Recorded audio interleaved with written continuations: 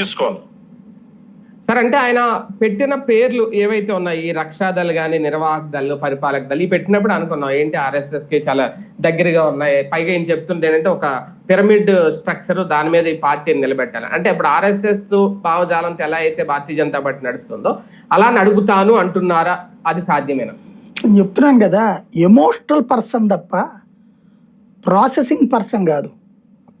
RSSకి రాజకీయాలకి సంబంధం లేదు. ఫస్ట్ ఆయన అది గుర్తుపెట్టుకోవాలి. RSS అనేటటువంటిది భావజాలిక సంస్థ. దాని అనుబంధంగా ఉండేటటువంటి అనుబంధం కూడా కాదు, అవి మజ్దూర్ సంఘ్, కార్మికుల కోసం పనిచేసే వ్యవస్థ. RSSలో అలవాటైన ఫుల్ టైమర్లు కొంతమంది వెళ్ళి అందులో పనిచేస్తారు. రాష్ట్రీయ సేవికా సమితి, అది కూడా RSSే, ఆడవాళ్ళ కోసం పనిచేస్తుంది. కొంతమంది వెళ్ళి అందులో పనిచేస్తారు. అఖిల భారతీయ విద్యార్థి పరిషత్, విద్యార్థుల కోసం అది పనిచేస్తూ ఉంటుంది. ఇందులో కొంతమంది సహాయ బాధ్యతలు చేస్తారంతే. ఎవరికి వాళ్ళు స్వతంత్రం. విశ్వ హిందూ పరిషత్ అయినా, భారతీయ జనతా పార్టీ అయినా ఎవరికి వాళ్ళు స్వతంత్రం.